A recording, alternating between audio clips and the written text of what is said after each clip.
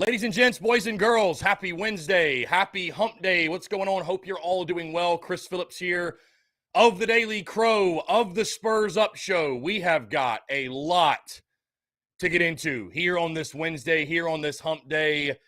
It's not a typical Wednesday, folks. It's not your normal Wednesday because we have entered prediction season. We have entered prediction season. Very exciting. Very, very exciting. Excited to get into everything, and I want to hear from you taking your questions, your comments, your calls as well. 843-790-3377. That's 843-790-3377. I see Chase Floyd, Connor McCormish, John Edward, Noah Johns, Brendan, Travie, Braken, Brian Dean, Joey Guyton. What's going on? Appreciate you tuning in. Also, guys, you're in the Big Cock Club.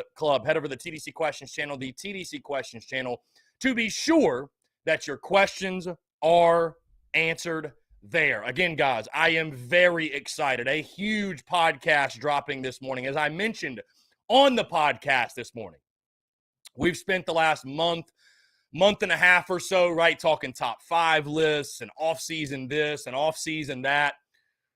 We have entered into a different part of the quote-unquote off-season. I feel like almost you could say we have gone from the off-season to the preseason. Now this is the preseason, right? This is prediction season. This is talking season, right? And I'm very excited, very fired up. I want to hear from you. We're going to go through my predictions, everything I talked about on the podcast today. And if you did listen to the podcast and you have questions and comments regarding it, very, very excited to hear from you. What's going on, Ballard? Appreciate you tuning in, my friend. Again, very, very excited to chat with you all, guys. Of course, as always, the Daily Crow is brought to you by our friends over at Carolina Ale House. Very excited, guys, for our Carolina Ale House TSUS tour that is upcoming. We begin that 15 days. 15 days from today, the TSUS tour will begin. We'll be going across the state of South Carolina and to Augusta, Georgia, all of the local Carolina Ale House locations, to hang out with you guys, kick it, talk football, shoot the shit. We might do some Q&A. We'll have swag and merch on sale as well. A lot of exciting things happening at Carolina Ale House on that TSUS tour. Really excited. Again, guys, be sure to check out your local Carolina Ale House location. They've got tons of cold beer on tap. They've got great food, plenty of TVs. It is the best spot to catch a game. Doesn't matter if it's Gamecocks. I don't care if you're watching NFL, if you're watching MLB, whatever it might be. It's the best spot to go to catch a game. So again, that's our friends over at Carolina Ale House. Be sure to check them out and tell them that Chris from the Spurs Up Show sent you. James Kendall says, bad season to be a lesser quarterback facing Spencer Rattler. Yeah, with that being said, guys, I don't really, it's funny. The Daily Crow really serves as a platform for you guys, right? It serves as a platform for you guys. So I don't necessarily like to repeat myself, what I said on the day or on the podcast, I don't really not like to normally repeat myself in the Daily Crow, but I feel like due to the subject matter of today, right? Because I have dropped my predictions for the first 6 games of the Gamecocks 2022 football season. I have dropped my predictions for the Gamecocks first 6 games. And in case you missed those, I'm going to share the screen here. In case you missed those, I will go through those really quickly in case you missed it, and then I want to hear from you guys, okay? So here we go. My predictions for the first 6 games. You can see I've got the Gamecocks beating Georgia State 34-14, losing to Arkansas 31-24, losing to Georgia 35-17, beating Charlotte 38-21, beating SC State 49-10, and beating the Kentucky Wildcats by a final score of 28-23. Again, in case you missed that, I would love to hear from you all. Those are my predictions. I've got South Carolina starting the season 4-2, 1-2 in SEC play. Now, on Friday's show, I will drop the second half of the schedule on Friday. You will know my full predictions for the 2022 football season. Very excited for that. But again, guys, we're talking first 6 games today. I also talked key 3-game stretch. Biggest potential for an upset, wins, toss-ups, and losses. I also talked most important game, which I definitely want to dive into that today. Most important game for the 2022 season. All that and much more. Also, guys, on the podcast today, by the way, we had Brian Maddox Brian Maddox, former Gamecocks running back, joined me. Really, really great conversation with B. Mad. I appreciate him taking the time. Brian Dean, let's jump into your questions. Brian Dean says, Georgia State's going to come in guns loaded. They got nothing to lose. With 18 starters, they won't be an easy win. I guess being only favored by 11 in the opener says a lot about Georgia State. Yeah, listen, I think Sean Elliott's going to have his team ready to play. I will say this, though, Brian. And listen, I want to make this clear, too. My predictions are subject to change, like when we get to the week of kickoff, right? My mind can change on this. I mean, it is the middle of July, or it's the beginning of July, right? So we get to game week for Kentucky. We get to game week for Arkansas, Georgia, any of the games that I'm predicting, right? My predictions can change. They probably will change, right? But I look at that Georgia State game, and the Panthers opened up as an 11-point underdog, right? And I expected the spread to come out and be somewhere around 19, 20, which might be a little bit high, but I think Vegas is missing on this spread. I just think, listen, Georgia State's going to come in. You're right, Brian. They're going to come in, guns a-blazing. Sean Elliott's going to have a chip on his shoulder. He's going to have his football team ready to play. They're going to play a very physical brand of football. They're going to play a very physical brand of football, and they're going to try to punch South Carolina in the mouth off the jump. I think there will be some uncomfortable moments in that football game, okay? I think there's going to be some uncomfortable moments early in that football game. I could see that being, and I expect that to be, a close game at halftime. But athletes win football games. And the bottom line is this: South Carolina has more athletes than Georgia State has. That's not a bold take. That's just a fact, right? So I think for that reason, I think the Gamecocks' athleticism, both offensively, defensively. I mean, listen, how is Georgia State going to stop Spencer Rattler under center, all of your running backs, Jaheim Bell, Amarian Brown, Antoine Wells, Corey Rucker, DeCarrion Joyner, Xavier Legette? Oh my God, his name is slipping my mind. Austin Stogner. God, Stogner's name just gone. How is Georgia State going to stop that? And then defensively, you got Jordan Strachan leading the way against his old team. I just don't think at some point athletes are going to show themselves. And that's why I do think South Carolina will pull away in that game. I think they cover the 11. And I would be happy with a 20-point victory as I predicted. You know, I asked you guys before, what's the score? How much does South Carolina need to win by for you to feel, coming out of that game, feel confident in the rest of the season? Or does it even matter? Do you just feel like, hey, just win game one, doesn't matter? Because this isn't EIU, guys. You're not playing EIU again. You're playing a good team. This is a team that Georgia State will have a good year. Like I said, they're going to be well coached. They do have good football players. They're going to come in ready to play. There's no doubt. They're going to come in ready to play, okay?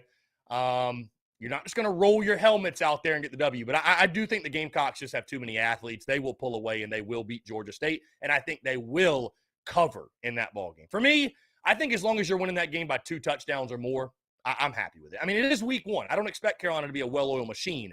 But, again, I think athletes will reign supreme, and I think the Gamecocks will cover that 11-point spread. I do. AJ Bauer says we beat Georgia State 35-7. How about that? I'd take that in a heartbeat. I would take that in a heartbeat, AJ. Absolutely. Absolutely, I would. Let's see.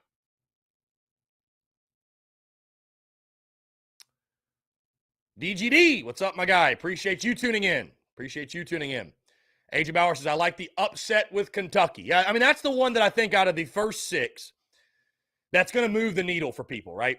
That is the one that really stands out and sticks out, right?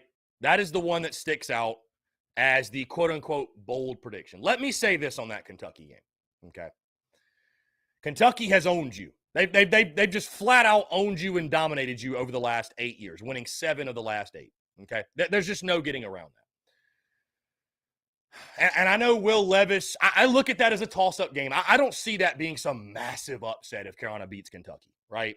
Which is crazy when you think about it, because you would think after all the years of Kentucky beating the hell out of us, really what it feels like, you'd think our mindset on that game would change. You'd think our mindset on that game would change. I think Gamecock fans still go into that game, though, expecting to win. I just look at that game this way, okay? Kentucky, Mark Stoops has done an incredible job. They deserve the respect, and I think I give as much respect, if not more, than any Gamecock fan out there does to Kentucky. I really believe that. With that being said, I know Will Levis has gotten all types of hype this preseason, right? This is going to be a game that's going to come down to the quarterback matchup. Rattler against Levis. Who's the real deal? Who's the better prospect? Who is the dude? And I just look at that game in Lexington against Kentucky. If Spencer Rattler's the guy that I think he is, if Spencer Rattler is the dude, he beats Kentucky. Spencer Rattler does not lose to Kentucky, flat out. And I hate to put that type of proclamation out there to say, well, you know, if he loses, Spencer Rattler ain't what he thought he was. Listen, he's just one guy. And I know many people will say the quarterback's just one position. But, guys, it's the most important position on the field. In a duel against Rattler and Levis, if Rattler's what I think he is, if he's all he's cracked up to be, he beats Kentucky. Flat out. He beats Kentucky on the road. So that's where I fall on it. You know, listen, Kentucky also loses a lot up front. Okay? That should help South Carolina in that ball game. They lose Wan'Dale Robinson also. They lose Josh Pascal. They're replacing some big-time guys. I think Kentucky is almost at the point right now where they're getting the benefit of the doubt because they've been so good the last couple of years under Mark Stoops. That is a game where those rosters are very comparable. This is not a toss-up where it's like, well, it'd be a big upset. I look at those two rosters as very comparable. Very comparable. And, again, I just think that the Gamecocks will have the better quarterback that night. I think that Spencer Rattler will go into Lexington and will outduel Kentucky. I think he will outduel Will Levis. I think he will do enough to get the job done. And here's the thing, guys. At that point in the season, Game 6, the offense should be clicking. You're going to be coming off of games against Charlotte and South Carolina State after a really tough start of the year, real physical start of the year, against Arkansas and Georgia back-to-back, right? You're going to have 2 weeks to get in a groove, get the offense rolling. Kentucky, meanwhile, plays Ole Miss the week prior. And, guys, if your offense isn't clicking by week 6, Marcus Satterfield might as well polish up the resume and start looking elsewhere because you don't get till game 7 or 8 this season to figure it out. This offense needs to roll. This offense needs to be rolling by that point. So, again, I just, you know, Chris Rodriguez, I think, will be available, even despite his legal troubles or whatever. It's going to be a typical Kentucky team. But I think that game is going to come down to, and what it should come down to, I think South Carolina should commit to stopping the run in that ballgame. They should commit to stopping the run. Hey, Will Levis, you're Mr. All-World everything. At least everybody thinks so. Show us. Prove it to us. And let's let Rattler and Levis duke it out. And I think in that case, I will take Spencer Rattler. If he's the dude, if he's the guy I think he is, Spencer Rattler goes into Lexington and beats Kentucky. And guess what? I think Spencer Rattler is that dude. I'm not saying he's going to win the Heisman. I'm not saying he's going to lead us to an SEC East or an SEC championship. But I think he's the dude enough to beat the Kentucky Wildcats. So that's why I've got South Carolina going into Lexington, getting the W. I think that I think they get it done this year. I really do. I really do. John Edwards says, I want to get your honest opinion on the comment made by my dad on us winning a single conference game. I disagree with my dad. John Edward, I think where your dad was confused, let me just pull this up. Let's just pull this up. I don't want to even have to explain it, right? I don't want to even have to explain it. By the way, if you're in the Big Cock Club, you saw this graphic like 2 days ago. So there's another incentive to join the Big Cock Club, right? Let me pull this up. I want to explain this. Some of you, if you're too lazy to listen to the podcast, stop being lazy and go listen to it. Because then I wouldn't have to explain this to you, okay? Those of you that listen to the podcast, thank you. Thank you. Hey, there's another side note. For those of you that don't know, this wasn't always the case. Those of you that don't know, let me just say something real quick, side note.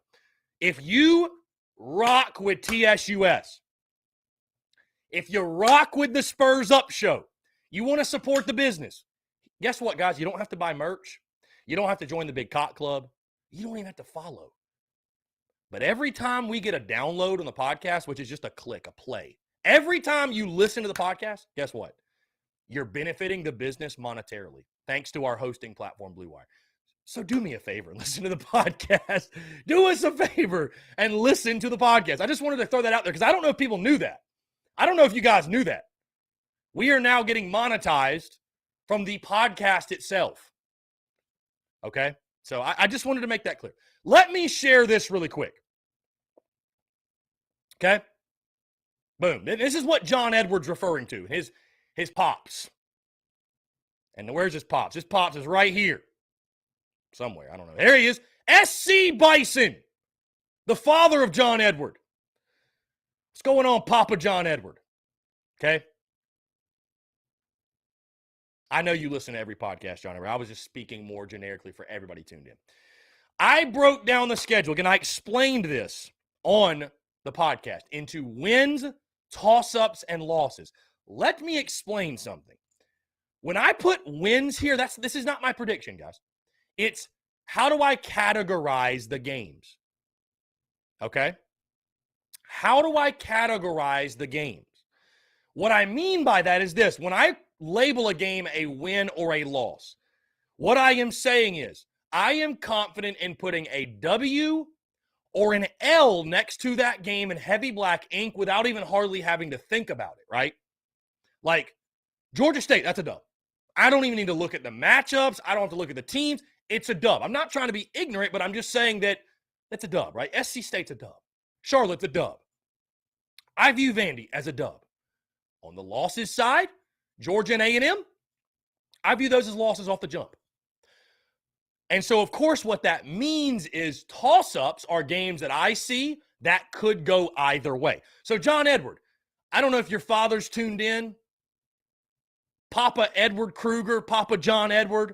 Papa John Edward, understand, this is not a prediction. I'm not saying we're only going to win one SEC game. But Kentucky's not an automatic W. Tennessee's not an automatic W. Florida, Mizzou, Arkansas, Clemson, those are not automatic W's. So just please understand where I'm coming from when I say wins, toss-ups, and losses. I just wanted to throw that out there, make that clear, because maybe there was some confusion. I did see your dad, and I was like, what is he getting so upset about? Let's see. Braddock 843. Yesterday got me thinking, Chris, with all the eyes on offense, is the defense the question mark this year? This is a great question, Braddock. This is actually a great question. And next week, we will dive into our season preview series where I'll break down offense, defense, special teams, all that good stuff. And we'll spend an entire show on each facet of the game. Because I think you make a valid point, right? I think you make a valid point. I think because of what happened last year, and I think also this, because the offense was such a sore spot and was the problem, right? That's all we thought about last year was the offense, the offense, the offense, the offense. And in comparison, the defense was playing great compared to the offense. And listen, the defense made hella strides last year. Please don't take anything away from those guys. The defense made hella strides last year, right? Was it perfect all the time? No, it was not. The defense was not always perfect. So I don't go into this season thinking to myself, okay, we're just elite defensively. That's not a problem. If we score, we win 12 games. I think there's going to be games yet again where the matchup's not great and defensively we don't look great. I don't think we're a top-tier defense yet. Guys, we couldn't stop the run last year to save our lives. That's a fact. Go look at the stats. That's a fact. Especially you can see that in games we lost, we got ran all over, okay? And that's why, for example, I am picking a loss against Arkansas. I think it'll be a close back-and-forth game. Hate the matchup. Hate the matchup for South Carolina. You look at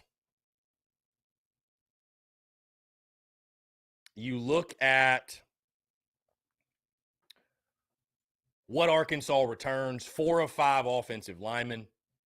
Okay. KJ Jefferson under center. It's a Sam Pittman coach team. They will be physical, and I think we'll be improved on the line of scrimmage. I don't think we're going to be ready for that task. I think Arkansas will push us around all day. I mean, guys, it'd be tough to go into Fayetteville and win anyways, but I just do not love the matchup for South Carolina. I think it'll be very tough for us to run the football. I think we'll hang around. I think we'll make it a game. But this is one, I picked, 31-24 is my final score. I would not be surprised if this is a greater margin than what I have even picked. I think maybe I was a little too kind with this game. I could see it being like a 31-20 type of game, but I do think either way, Arkansas is going to. I do think Arkansas is going to get the W. I just, again, I hate the matchup. I think physicality plays a major role in that ball game. I don't think we're rolling week 2. I don't think offensively we're clicking on all cylinders. And I think, again, Arkansas at home, Jefferson, one of the best quarterbacks in the league, 4 or 5 O-linemen back. They've got some great players on defense back as well. I think that's a really tough ball game. I think Arkansas is a good team this year. I mean, I don't think there's any shame in losing to Arkansas. And I saw somebody earlier say this, by the way. Let me try to find this comment. Because I disagree with you, and I want to disagree with you and give you the credit for disagreeing with you.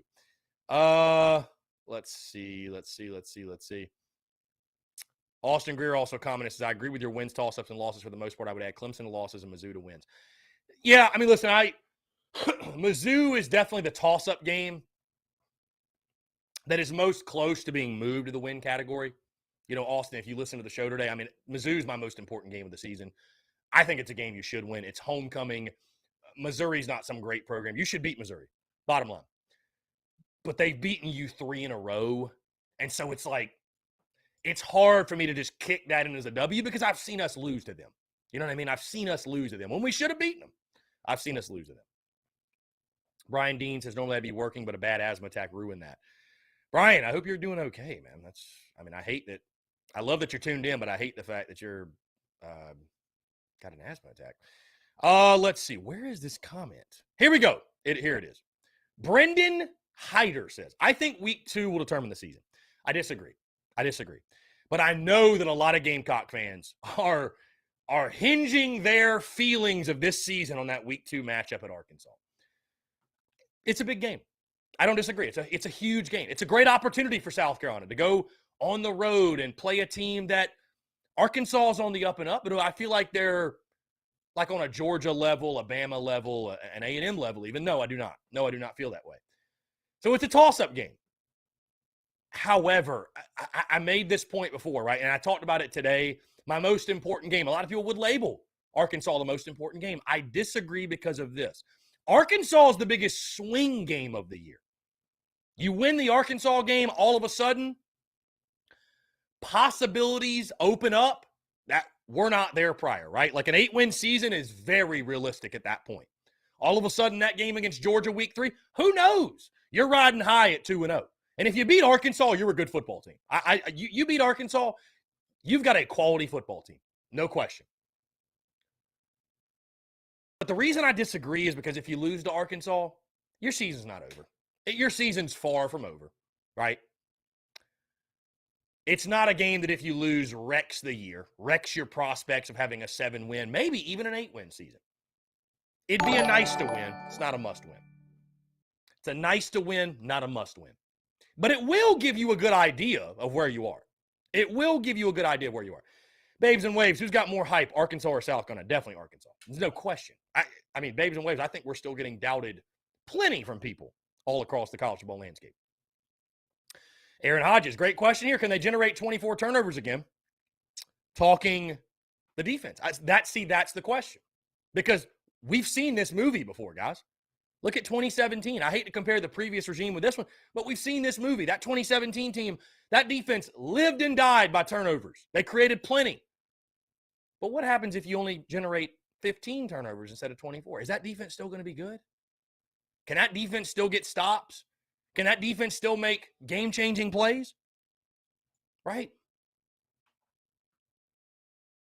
You can't always depend on getting 3 turnovers a game. You just can't do it. I hope you can. I mean, listen, I don't want to take anything away from the defense because to get turnovers, you have to be a good defense. But a lot of it's right place, right time, a little bit of luck here and there. You know?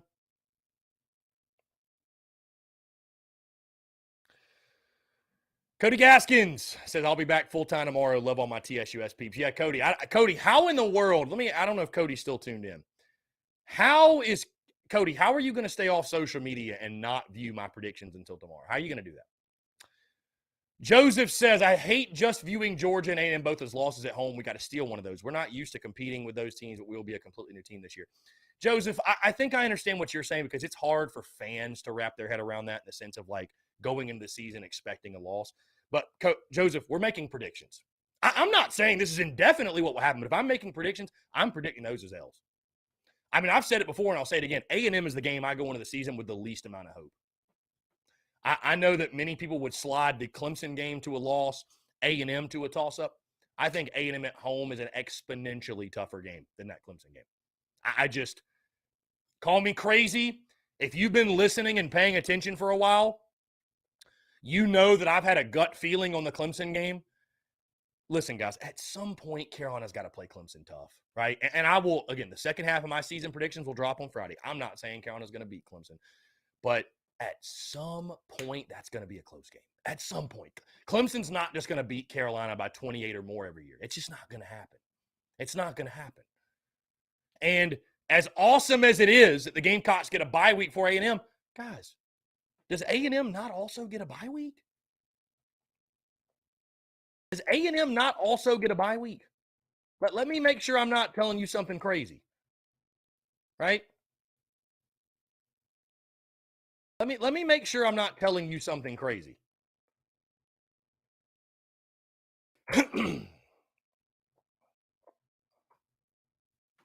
So looking at the schedule, yes, Texas A&M also has a bye week. So what difference does it make that we have a bye week? They have one too. Doesn't make any difference in that ball game. I don't know. That's how I look at it.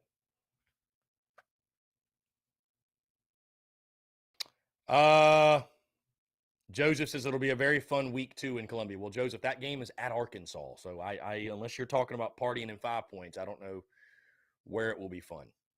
Joseph also says Arkansas will not be ready for our fast offense. They'll be putting too much attention on their week 1 match against Cincinnati while we prepare for them, get some confidence week 1. Joseph, we better not have that damn attitude. We better not, because Georgia State will whoop our ass.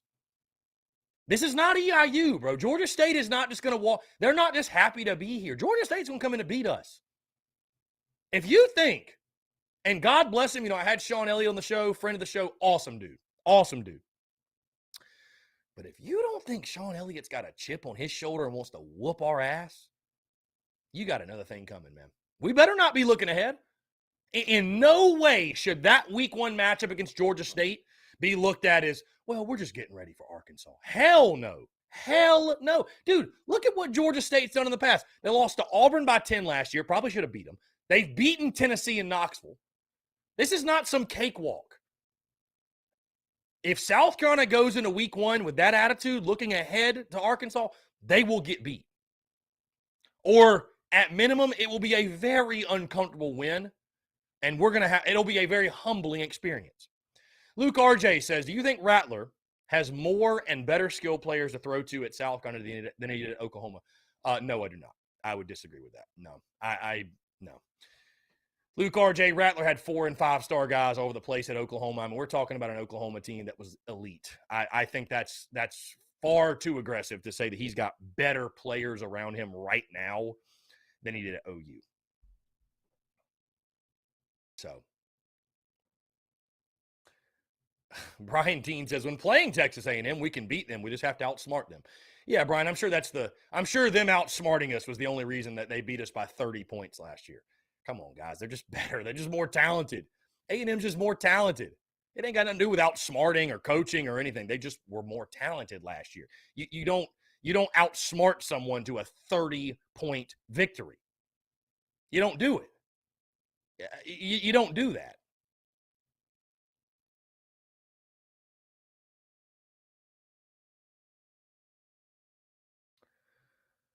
Anyways, guys, taking your questions, comments, calls. I want to hear from you, 843-790-3377. That's 843-790-3377. Please, guys, flood it with questions. Flood it with calls. Phone lines are open. You can text that number as well. Brandon Wagner says, first game where our offense isn't great, there will be pitchforks at Satterfield's house. I mean, definitely the fans that hate Marcus Satterfield are just going to be waiting. I mean, they're going to the Coach Fords of the world, right? The Coach Fords of the world are going to be waiting. They're going to be waiting. The Coach Fords of the world are going to be waiting and ready to pounce on him for sure. For sure they are. For sure they are. So, it is what it is, though. I mean, it's the it's the nature of the beast. So, but I would agree with this though. Again, like Arkansas, Georgia, tough games, but by the time you get to Kentucky, that offense ought to be rolling. I mean, you ought to have your identity, know exactly who you are. Rattlers should be balling out again. You've got games against Charlotte and SC State back to back to figure things out, right? You'll have 2 weeks to sort of lick your wounds before you play Kentucky. So, I mean, here's another thing that will probably piss some of you off. Luke RJ, I know especially, because I know Luke RJ is picking the Gamecocks to go 9-3. He's just picking that. When I talked best case, worst case on the show today, best case, worst case scenario. When I say best case, worst case, guys, I mean realistic best case, worst case. My worst case was 5-7. And I think that, guys, I would be shocked if Carolina won less than 6 games. But 5-7, injuries happen. Everybody you play is just better than we expect, or they're as good as we expect, whatever. Ball doesn't bounce your way. Defense can't get turnovers. Line of scrimmage hadn't improved. Spencer Rattler was overrated. 5-7. Worst case. Again, I don't think that's going to happen, but worst case. My best case scenario is 8-4. I don't think 9-3 is realistic. I really don't. I don't think 9-3 is realistic. I think 9-3 is possible. I'm not saying it's not possible. I don't think it's a realistic best case scenario. Because, again, at 9-3, you are saying that this team will beat everyone it's supposed to, and it will practically win every swing game it has on the schedule. When in the hell has that ever been the case with South Carolina football? There's a reason I told you all I would sign up for 8-4 in a heartbeat. It's because I feel it's the best case scenario for this team. I think 9-3, let me put it this way. I think anything below 6 wins is too pessimistic for this team. I think anything above 8 wins, you start talking 9, 10, God forbid, it's too optimistic. It's aggressive for this group.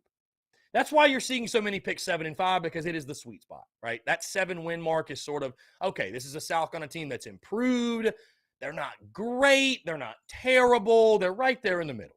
That's why you're seeing 7-5. 9-3 to me, I don't think is realistic. I think it's over aggressive. So hate me if you like. Luke RJ, how many points does the offense have to score against Georgia State, or what do you need to see to believe that we can beat Arkansas?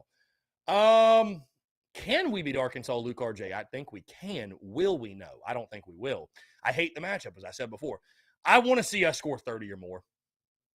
I want to see us score 30 or more against Georgia State. We're going to have the athletes. We're going to have the athletic advantage. Score 30 or more. That's what I want to see. To feel good about the offense, I know it's week 1, but dude, it's week 1 for everybody, and you've had all offseason to get ready. We should score 30 points. We should score 30 points. AJ Bowers, if we go 9-3, the 3 losses are what? Georgia, A&M, Clemson, or Tennessee? And one of those 3 losses, I don't think we lose to Tennessee at home. They are overhyped, in my opinion. AJ Bowers, I actually think Tennessee's going to be a good team. I think Tennessee's an 8 or 9 win team. I think Hendon Hooker's the truth. I know many of you disagree. I think Tennessee's good, though. I think many of you just don't want Tennessee to be good. I think Tennessee is a good football team. You will know my second half of the season predictions when they drop on Friday. But if you go 9-3, yeah, most likely you're losing to Georgia. You're losing to A&M, and either I'd say Clemson or Tennessee. One of those two. One of those two. But hey, to go 9-3, you might have to beat a Clemson. I mean, here's the thing. Again, when you're picking 9-3, we know college football is unpredictable. Are you really just going to go straight chalk? Straight chalk. Like, we're going to beat everybody we're supposed to, and then the 3 good teams, the 3 great teams, elite teams we play, we're going to lose. Brendan M says Tennessee's way overhyped. Again, I know y'all hate Tennessee. I don't like Tennessee, but I think Tennessee's an 8-win team. That doesn't mean they're elite, but I think they're an 8-win team. It wouldn't shock me if they beat Carolina. I mean, if you think Tennessee's overhyped and Tennessee's no good, then what is South Carolina, Brendan? What is South Carolina, Dalton? What is South Carolina? Tennessee is not some push. They were up on us 28-0 in the first quarter. They're not bad. And it's funny how, again, Brendan brings this up. It's funny, though. He says Hooker had a 3-pick season, only led them to a 7-win season, and a loss to the middle of the road Big Ten. It's funny how those bowl games, right, swing the opinion one way or another. Carolina wins their bowl game, oh, they're great. Tennessee loses their bowl game, oh, they're terrible. They're overrated. They stink. That bowl game means nothing to me, Brendan. That bowl game means nothing. I think they're solid. I think they're a solid football team. Austin Lewis, do you see Marshawn Lloyd bounce back in a big way after his injury? I hope so. I think he's got the potential, certainly. We know. I hope he's that guy. We need him. We need him. I hope he's that guy. I hope he's that guy. I really do. I think Christian Beal-Smith is your starting running back week 1. Let's see.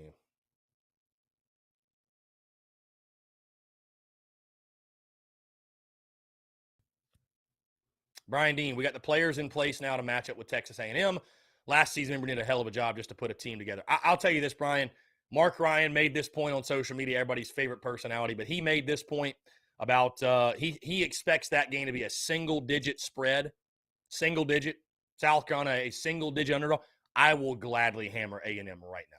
If you give me A&M -9, I'll take it. I'll take it. I'll gladly take it. So you want to give me that spread? Go on. I'll take it. James Kendall. It's going to take a few years to forget that first quarter in Knoxville last year. Yeah. We are never watching a Tennessee game at Carolina Ale House in Summerville ever again. Ever again. Aaron Hodges, name 1 year South Carolina hasn't lost a game it wasn't supposed to. I was born in the 70s, and I've never seen it. Yeah, I mean, Aaron, it's I do question how long have some people been watching Gamecocks football, right? Like, people are picking Beamer to go 9-3 in year 2. It's like, how many 9-win seasons has Carolina had? You know what I mean? Like, I hope we one day get to a point where our history is really, truly just a thing of the past. But it's like, you need to really understand how rare a 9-win season is for South Carolina football. I mean, it is incredibly, incredibly rare. Incredibly rare. So to think like 9 wins is some given is crazy talk to me. It's crazy talk. I'm not saying I don't respect the prediction, and I hope to God it happens, but it just feels aggressive. That's all I'm saying. Travis Allen said, I think it's going to come down to defense and special teams on how well the W column looks. Got to stop the run and score on special teams to get 8 to 9 wins. Definitely got to stop the run. And yeah, hey, Beamer ball, baby. Beamer ball. I mean, it's right here. Let's go. Beamer ball. Let should play a major factor. So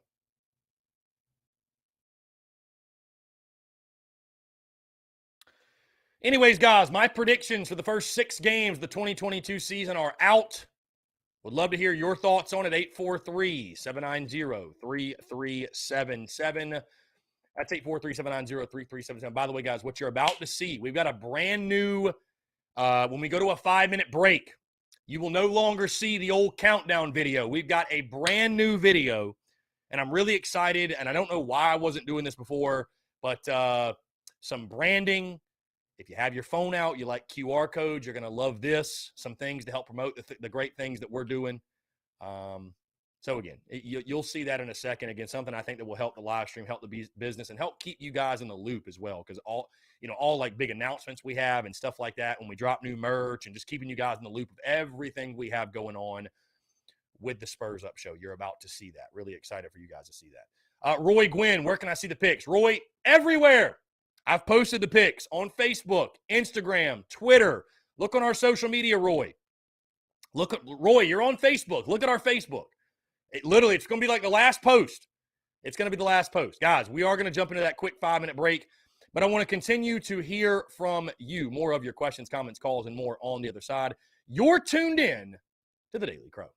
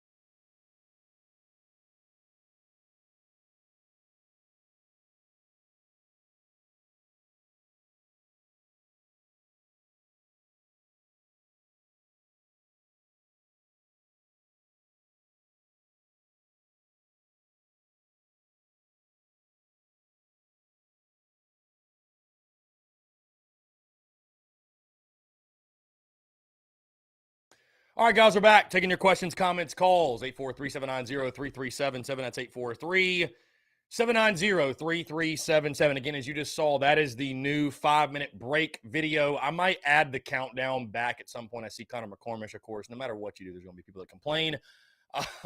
Now, I might add the countdown ticker, whatever. I didn't really have the capability of doing that. I might have. I don't know. But either way, I think it's really cool. Again, just to give you guys, you have the QR codes on there. So if you want to access the store, the Big Cock Club, the podcast, you can just scan that. It's a link. It'll take you right to it. And, of course, keeping you guys up to date with the tour dates for our TSUS tour, all the Carolina Ale House locations. So really, really good stuff there. Appreciate you all tuning in. Like I said, guys, we're continuing to take your questions, comments, calls. Brian Dean says, my Beamer Ball hat came today. Brian, which one did you get?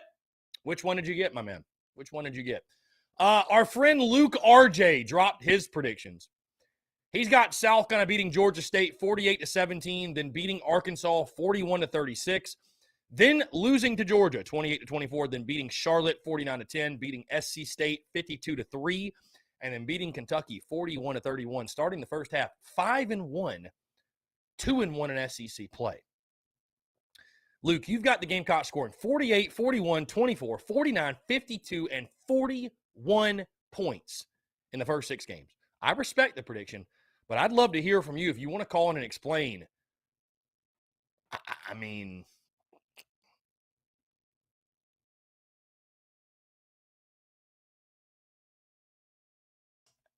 you know, I don't know. I don't know.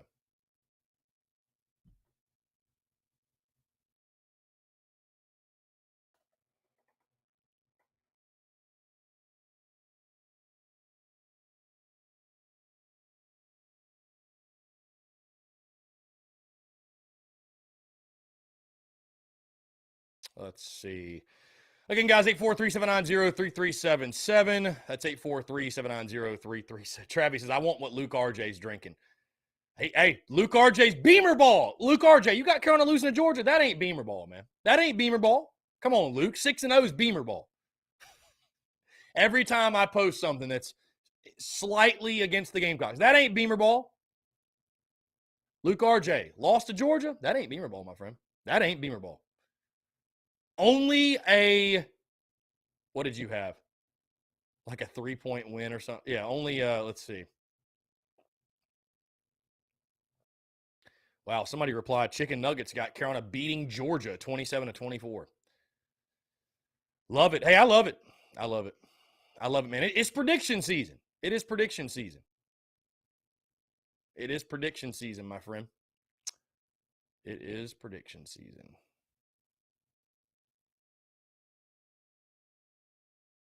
Let's see. Are people really...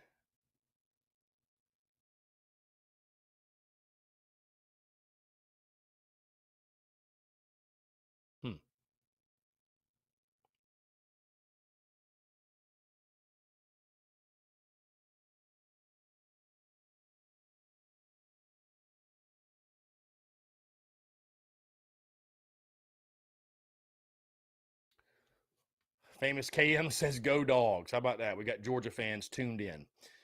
AJ Bowers, the UGA game will be very similar to the 2014 game. Marking out. AJ, then what do you have? Did you post your predictions earlier? Then AJ, you must have a 5-1 or a 6-0 start also. But I know AJ Bowers. Listen, AJ Bowers, that man bleeds garnet and black. He's going to pick the Gamecocks to win every single game because I saw it last year. Every time I picked against South Carolina, who was in the comments? None other than AJ Bowers on Instagram. AJ Bowers picked Carolina to go 12-0 last year. So, AJ, I respect your opinion, but yeah, come on, man. Come on, dog. No, DGD, he's on Famous KM's on Twitch. Guy commented, said, go Dogs. So, yeah, he's on Twitch. He's on Twitch. Anyways, guys, phone lines have been quiet today. Phone lines are quiet. Want to hear from you. 843-790-3377. I feel like this will be a day the phone will be ringing off the hook. Surprised nobody's calling in and telling me how stupid I am. Surprised there's no Clemson fans calling in and trolling because, my God, I did throw that game in the toss-up category. So,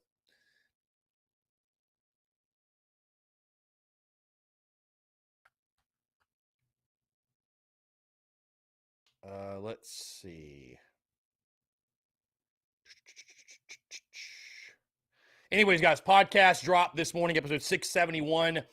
Locked in my predictions for the first 6 games of the 2022 season. Also talked things like most important game, key 3-game stretch, best case, worst case, breaking down the schedule. I mean, everything you can think of, man. And then on a Friday show, it'll be part 2. I will lock in my predictions for the second half of the season. And then by that point, of course, you guys will know my full predictions for this upcoming season. So, going to be a lot of fun. Prediction season's always a blast. And again, guys, we are now into the nitty gritty. We spent the month of June with our off-season talk and lists and all that good stuff. But now it is prediction season. Now it is time to lock those in and get after it. So, very exciting stuff, man. This is the fun part. This is the fun time of year. So. Travis Allen says, Chris, who will be kicking field goals for us this year? I believe Mitch Jeter is going to be the guy. I think Mitch Jeter is going to be the guy. So, yeah, well, that's a big storyline, truly. Hey, let's jump to the phone lines here. Call from Aaron. Aaron, what's up, man? How are you? Man, I'm chilling, bro. Let me take a swig of this pre-workout real quick. I got you, man. All right. Okay, I was talking yesterday. Okay, we rewinded a little bit. I've asked you about why are we always jumping on the NCAA? And I know, like, the NCAA is honestly low-hanging fruit. But I don't understand why we do it, because the NCAA is just a figurehead for all the athletic directors and the presidents of these schools. So, like, I think we should be putting more pressure on the academic institutions rather than the NCAA as an institution. That's how I see it. That's where I was going with that yesterday. Right. Now, no, I got you. Yeah. As far as predictions, as far as the team is concerned, like the things that, like I said, Beamer did an awesome job last year. I thought it would be kind of tough to get the 6 wins, but he did it. You know, he did it, and then the bowl game, having that team prepared for a bowl game, shows that he's, you know, coming into most games taking all of them serious, and I like that approach. But things that I still want to see. It's not even a big win. I just want to see a good win on the road. I would like to see him actually out-coach the other sideline. I'm thinking I can give Auburn.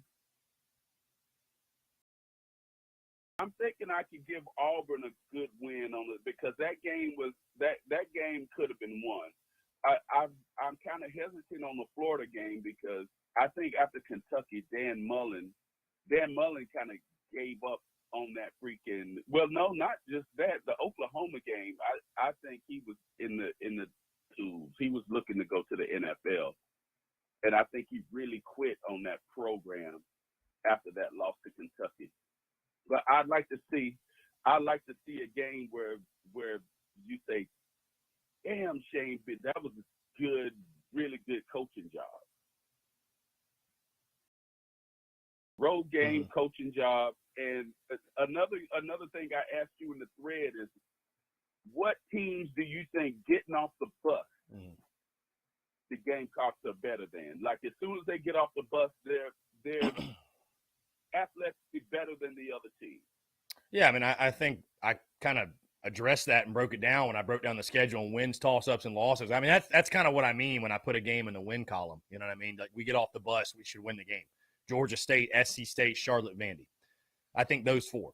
Outside of that, I don't think there's anybody, you know, I mean, I don't even think you can throw Mizzou. I think Carolina and Mizzou are comparable right now. How can you say otherwise? You didn't even beat them last year. So I don't think just off the bus you throw your helmet on the field and beat Missouri. I mean, again, that was the most inexplicable loss, I think, of the year last year. But they beat you, and they beat you 3 in a row. So you can't just say Mizzou's a kick-in. So I'd say those 4 that I mentioned, those are 4 that you feel like going into it, those should be dubs, no doubt. Those should be W's. You know, I always had a problem with Did South Carolina ever lead that game? The Missouri game? I don't know. I don't know that we did. I always have a problem with saying, like, I hate saying we. That's why I always refer to them as something.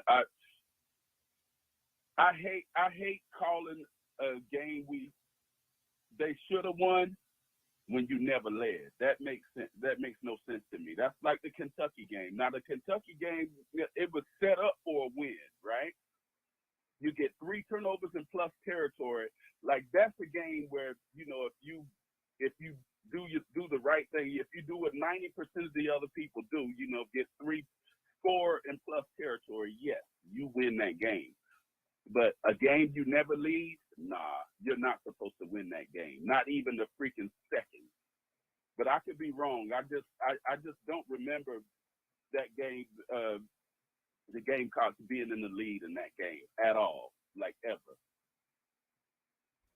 Yeah, I don't recall them being in the lead in that game. And I mean, again, it was just an inexplicable loss. Mizzou was one of the worst teams in college football at stopping the run, and we ran for like 60 yards, and their guy, I think was Beatty, ran for like 230, and just an abysmal loss. I mean, that's just one that you just can't justify it.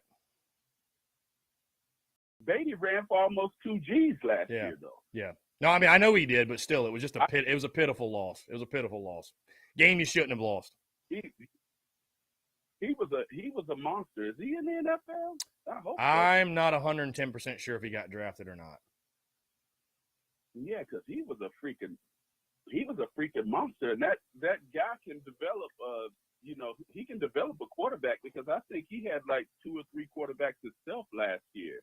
I know that main guy that they had to begin the year with is gone. But yeah, I'm just listening to you, man, on my way to the gym. Got to put some work in on this back. I'll be listening to you. Have a good afternoon, man. I appreciate you, my man. Have a good workout. Crush it. All right, man. Take care. Great stuff. 843-790-3377. Appreciate Aaron calling in, man. Really, really good stuff. Always appreciate the banter from Aaron. Again, as you can all imagine, the banter is rolling on social media whenever you're locking in predictions, comments. And that's what I love. That's what I love, honestly. Let's see. Caleb Thomas Fishing says, does Rattler throw 4 touchdowns week 1? Do you see this season being similar to Garcia? I don't know really what you mean by similar to Garcia, but does Rattler throw for 4 tutties week 1? I think less. I don't think he throws that many. I think we're going to run the football. I'll say he throws for 3. I don't think 4. I'd take the under on 4. I'll take the under on 4. Second round, Beatty win. Okay. Second round. Chris Shuttleworth, what's going on?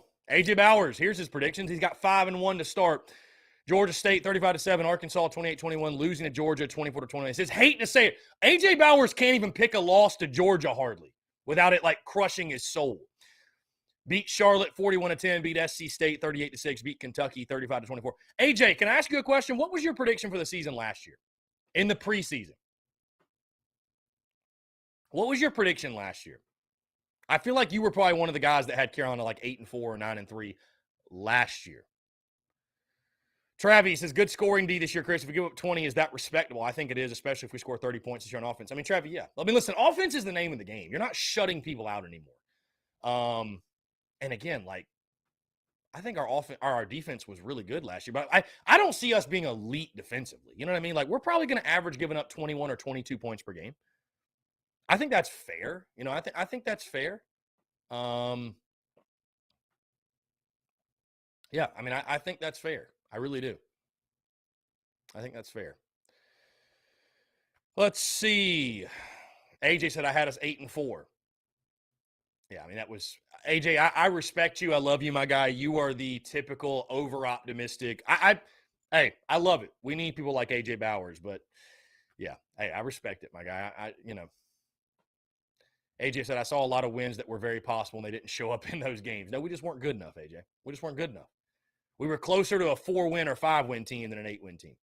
That's fine, but it's the truth. Let's see. Anyways, Questions, comments, calls, 843-790-3377. That's 843-790-3377.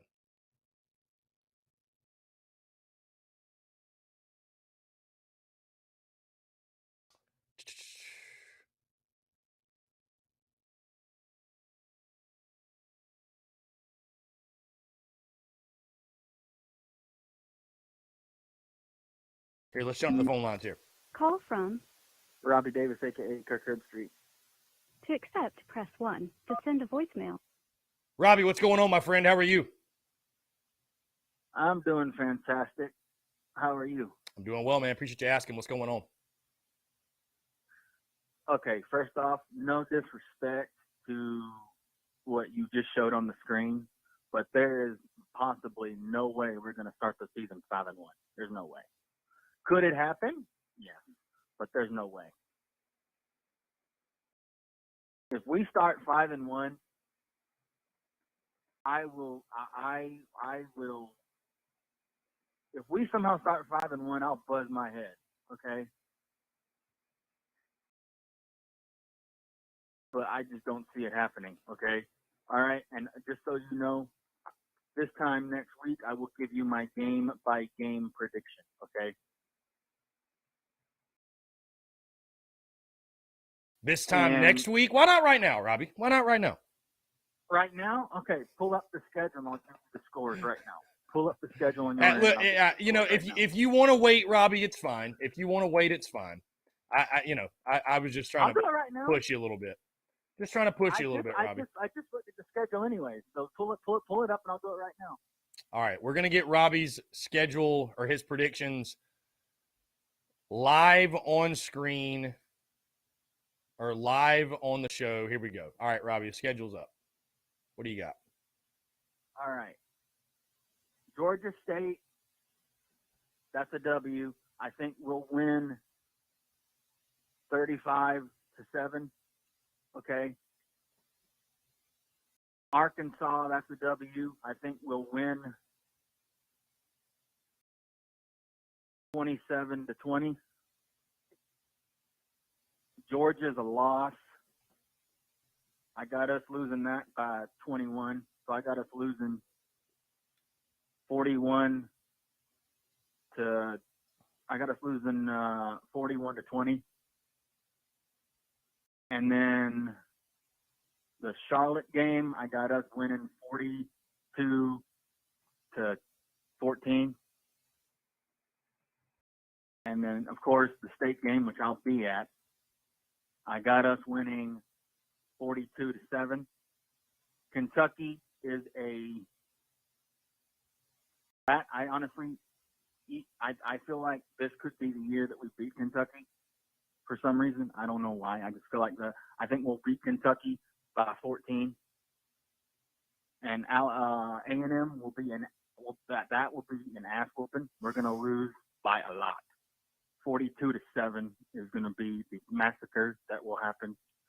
Mizzou, I feel like this is the year that we beat Mizzou. Okay, or I think we'll beat Mizzou 28-14. Vanderbilt will win 34-14.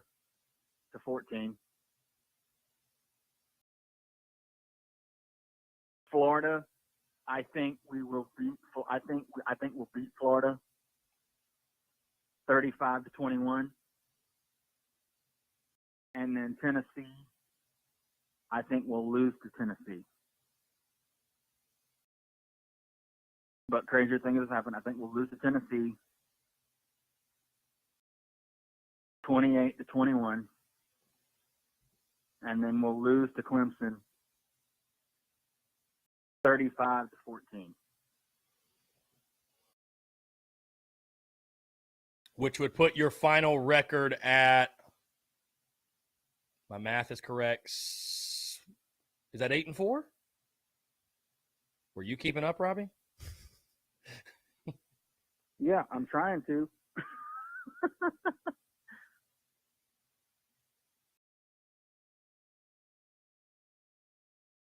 I guess my prediction's 8-4, but I do think we'll go 7-5 though, for real. Okay. Because you had our losses to – you had us losing to Arkansas, correct? Did you have us beat – you said beating Arkansas, right? No, I had us beating Arkansas. Okay, so 5-1 start, losing to A&M, losing to – yeah, you had 8-4 then because you have us beating Florida, correct? Yeah, I think 8-4. I think we're better than Florida. Pound your chest with, stick with it. 8-4. I mean, you have 8-4. You have 8-4. You right. literally just went game by game. You 5, have but 8-4. We're better than Florida. Right. Better. Your predictions actually ended up better than you originally thought. You have 8-4 because you have the Gamecocks starting 5-1, and I respect that. I respect that. Okay. And like I told you a couple weeks ago, or 2 weeks ago, however long ago it was, until we show some actual like promise on both sides of the ball, I would be 1,000% okay with A&M not even being on our schedule, because I just don't think it'll be a while before we get to the point to where we can look at the A&M game and go, this could be a game that we win. Okay, I just don't think that's a possibility for us to beat A&M. And I think going into the Vanderbilt game, we need to show that last year was a dadgum fluke. Because there is no reason why we should have only beat Vanderbilt by 1 point. Okay? Yes, a W is a W in my eyes. Okay? I don't give a crap how many. But no, they're not all built. They're not all built the same. It's not nothing to be pounding your chest about when you have to beat Vanderbilt on the final drive of the game. You're right. You're right. Style points matter in college football. They do. It's not baseball where if you win by a run, but they do. They do though. They do. You can't deny it. They do. It's not baseball where as long as you win by a run, it's cool. Like, you don't just need to beat Vandy. You need to beat them by 14 or more. You do.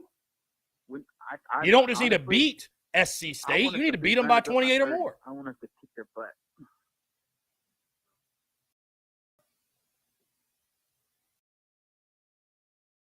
Because Vanderbilt is not known for football. Okay, they're mostly known for baseball and men's basketball. That's it.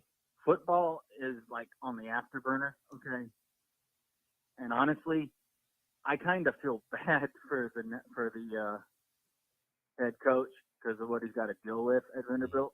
I kind of do feel bad, but whenever we play Vanderbilt, that goes out the window. I want us to kick their ass. Like, I don't give a damn. I don't care. I hear you, Robbie. I want to kick Vandy's ass too. But I have said though, I would be like I gave you my prediction just now, but I would be 1,000% okay with a 7-5 season record, with the 8W coming in the bowl game, no matter who it is. So we just need to come into the season opener with not looking ahead to Arkansas. We'll worry about Arkansas after the season opener is over. All right. Then we go into Arkansas, take care of business against Arkansas, and just take it one game at a time. Okay. I don't give a darn who's on the other side of that football field. You have to play as if you are going to win the game. Okay. You play, and the only way that person is going to beat you on the other side is if he kills you.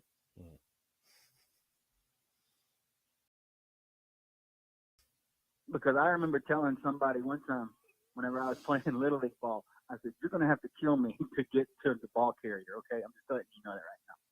You're going to have to knock me on my keister and hold me down in order to get to the ball carrier.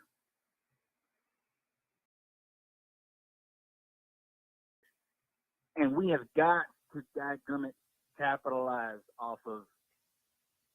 If we get like I said before, we get a turnover, cause a turnover, get it on the positive side of the 50, and capitalize off of it. Preferably get 6, but I would be okay with getting 3, especially if we're adding to a lead. I would be okay with getting 3, but I prefer getting 6 because 6 is more than 3.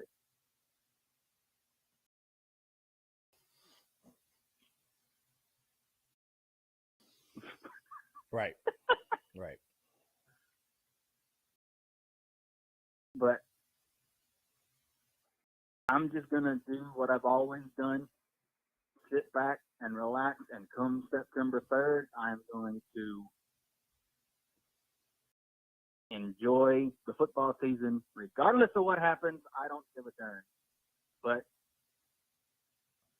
and I think my original prediction was 7-5, but apparently 8-4 is my new prediction. But I don't know. I just got a real good feeling that they're gonna, in the toss-up games, that we're going to have to take advantage of some situations.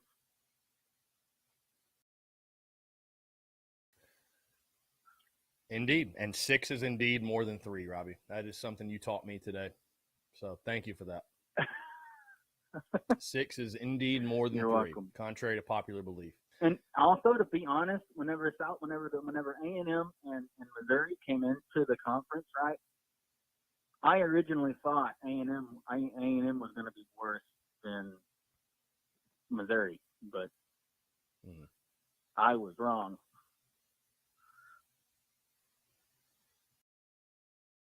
Yeah, no, I mean it's crazy to think the trajectory of those two programs and what I mean Mizzou though won the SEC East a couple times, twice. Yeah, crazy. It's crazy to think. It's just crazy. They won the SEC East. What, their second year in the conference? Mm-hmm. They've been to the SEC title game more than us, and they've been in the conference a decade.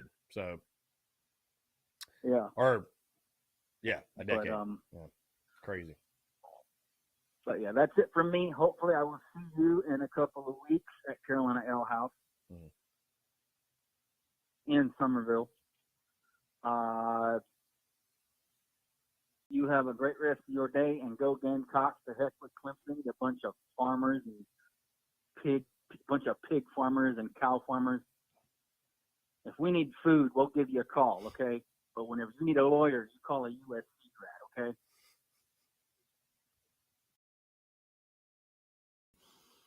All right, man. You have a great rest of your day. Robbie, thank you, my good friend. I appreciate you. Robbie Davis, just the gift that keeps on giving all year long, the gift that gives every single day on the Spurs Up Show on the Daily Crow. And Robbie again taught me today that 6 is indeed more than 3. This man literally called in these airwaves and said, you get the ball on the plus side of the 50. I prefer to get 6 instead of 3 because 6 is more than 3. And you know what? That's a fact. I don't give a damn what y'all think. That's a fact. You can argue a lot of things, but you cannot argue 6 is not more than 3. Let's see. Jeff Gullidge dropping his predictions. He's got South Carolina beating Georgia State 35-17, beating Arkansas, lose to Georgia, beat Charlotte, beat SC State, lose to Kentucky, lose to A&M, beat Mizzou, beat Vandy, lose to Florida, beat Tennessee, lose to Clemson. So let's see. You've got 1, 2, 3, 4, 5, 6. Hold on. 1, 2, 3, 4, 5, 6, 7. 7-5. 7-5 for Jeff Gullidge. 7-5 for Jeff Gullidge. Robbie Davis, 8-4, by the way. 8-4. And hey, Robbie, whoever it is, make your prediction. Stand behind it. You think we're going to go 8-4? Pick it. I don't think it's out of the realm of possibility. I certainly don't. I mean, I've got Carolina starting 4-2. 8-4 is within the realm of possibility, right? So I mean, if you think this team's going 8-4, just pick it. Just pick it. Like I told you guys, I'd sign up for an 8-4 season in a heartbeat. A heartbeat. I'd kill for an 8-4 season right now. So let's see. Chris Shuttlesworth says, I disagree with this guy on A&M. Speaking of Robbie Davis, we have a chance every single year. Well, Chris Shuttlesworth, they certainly don't feel like it. That's for sure. Cody Killo says, I'm sticking with 8-4 or 4 losses. Georgia, A&M, Florida, and Arkansas. Okay. So you've got the Gamecocks beating Kentucky and Arkansas. Or no, excuse me, you got Arkansas as a loss. Gamecocks beating Kentucky, Gamecocks beating Tennessee. Gamecocks beating Clemson. Okay, that's the big one. So, again, guys, my predictions have dropped for the first 6 games. I've got Carolina losing to Arkansas and Georgia, but beating Kentucky in that 6th game. Dave Garrett. Dave, what's up, man? How are you? I'm doing fine, trying to stay out of some of this heat. I actually like our chances against Arkansas because of them starting off against Cincinnati, as well as the time of the game. And also, man, I'm looking forward to the 21st in Summerville. Hope you have a good week. Talk to you later. Dave, thanks so much, man. I appreciate it. Short, sweet, and to the point. Listen, I think Arkansas is a toss-up, but I think realistically we're going to split the Arkansas and Kentucky games. And so when I look at the matchups, I don't love that matchup in Fayetteville. I don't think it's extremely favorable. I just think, again, the physicality will be the difference in the ball game, and I think for that reason, that's why I pick Arkansas to beat South Carolina. But that's a toss-up. It's a toss-up, and it's a great opportunity. Like you said, hey, what is it? Is it going to be 11 a.m. local time kickoff? So I think, you're going on the road. You prefer a noon game, right? You don't want the road crowd to have the home crowd you're facing to have all day to get rowdy and fired up and welcome you to their friendly confines. So, I think certainly it's a toss-up. It could happen, but I just think at the end of the day, I think that Arkansas's physicality will be the difference in that one. I like KJ Jefferson a lot. Are the Gamecocks rolling at that point? I don't know that they are. Coach Ford says 6-6 until someone shows us something. Wins over Georgia State, South Carolina State, Charlotte, Vandy, Missouri, and Florida. Okay. I mean, Coach Ford, that's a fair pick. That's a fair prediction. Coach Ford, I know you would agree with this. I've got the Gamecocks beating Kentucky. One of the reasons I have is because if Spencer Rattler's the dude, to me, he beats the Cats. If he's the dude, if he's the guy we all think he is, he beats the Cats. Okay? He beats the Cats. And I said, and again, I think Coach Ford would agree that the offense should be rolling by them. The offense should be clicking by week 6. There's just no excuse. There's absolutely no excuse. So, if it's not, if you go into Kentucky and you can't score 14 points, Hunter Herlong. Thank you, sir. Hunter Herlong in the super chat. My guy, Hunter Herlong, appreciate you. Again, I think that Coach Ford would agree. If you're not clicking by week 6 offensively, Marcus Satterfield might as well go ahead and polish up his resume because he ain't going to be in Columbia much longer. Bottom line. Cody, had I mispronounced your last name incorrectly before? I don't know. AJ Bowers says 9-3, L's to UGA, Clemson, and A&M. I mean, okay, that's your pick. That's fair. That's fine. Okay. I think 8-4 is the realistic best case scenario. 9-3 to me feels so aggressive. 5-1 feels like a really aggressive start to the season. Is it possible? Sure. It feels aggressive. 9-3 feels extremely aggressive. 9-3 feels extremely aggressive. Not saying it's impossible, but like literally 9-3, like everything would have to pan out. Everything. And you're telling me South Carolina football is not going to drop one game you think it shouldn't? Not a single one?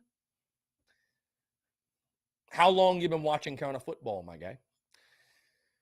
Let's see. Coach Ford has agreed. If Rattler and Satterfield are the deals, we should win a minimum of 3 out of Kentucky, Florida, Mizzou, Arkansas, and Tennessee. That's fair. That's fair. Let's jump to the phone lines. Call from Rebecca. Rebecca, what's going on? How are you? Nothing much. Nothing much at all. Did you see where I tagged you on Facebook? I did see that. Yes, I did see that. Are you okay with that? I mean, you're more than welcome to call in. Like I told you, the Steven Garcia stuff. we're not going to take calls during his appearances, just because if we did that, it would be nothing but calls and people calling in. So that day, though, we that first show, we might allow some calls. So yeah, that's where we stand. Because that would be awesome if I did that. Well, Rebecca, you are one of many that want to call in. You can imagine, right? A lot of folks want to call in. So, like I said, we might do one day of that where we take 3 or 4 calls. But, he's only going to have like 30 minutes with us on the airwaves every Monday. And so we're going to do that one time, and that's going to be it. So, yep.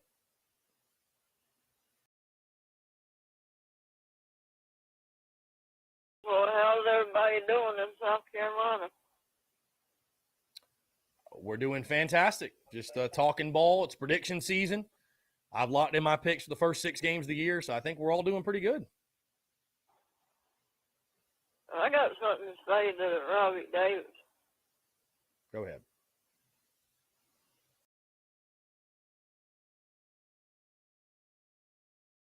He's crazy to think that we're not going to beat Tennessee.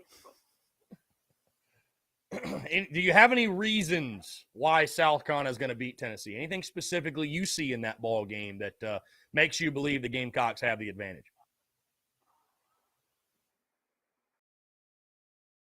I think that South Carolina is going to beat Tennessee because I really want them to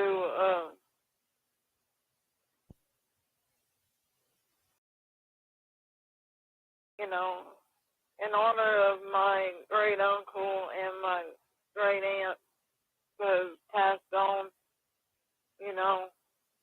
that's a big game to me because of it. Okay. You see what I'm saying? I understand completely what you're saying.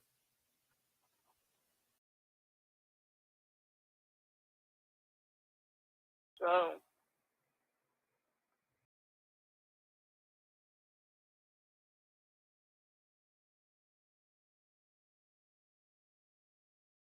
if it wasn't for them, I wouldn't be a South Carolina Gamecocks fan. Well, whether it be our defense slowing down Hendon Hooker or Spencer Rattler throwing for 350 or your deceased uncle putting a hex on Josh Heupel in his play calling, maybe that will be the difference. Who knows? Who knows? I hope either way we get the W against the Volunteers. I hope we beat the living shit out of Tennessee, to be honest. I hope so as well, Rebecca. I hope so as well. That would be a glorious night at Williams-Brice, for sure.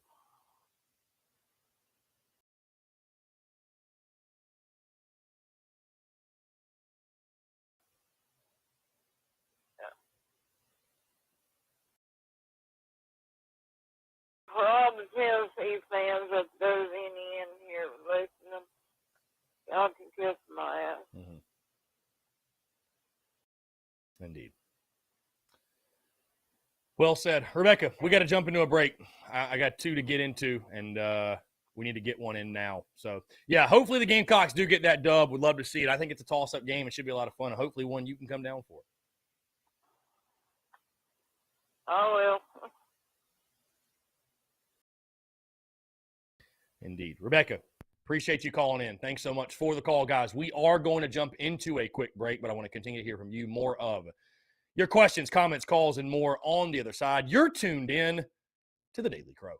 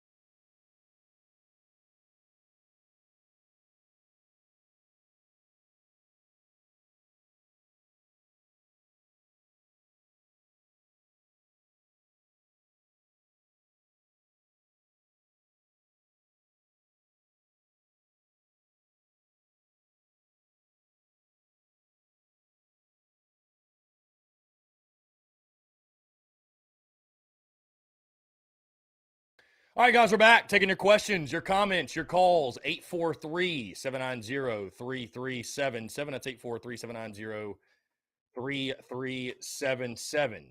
Let's see. Want to continue to hear from you. It's prediction season.